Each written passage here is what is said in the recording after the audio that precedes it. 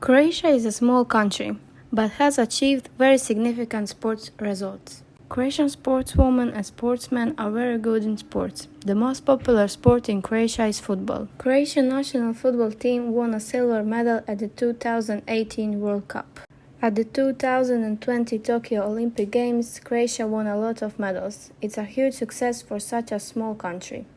Tennis players Nikola Mektic and Mate Pavic won gold medal, and the silver medal went to Marin Cilic and Ivan Dodig. Mata Jelic won a gold medal in taekwondo, and her friend Toni Kanat won bronze.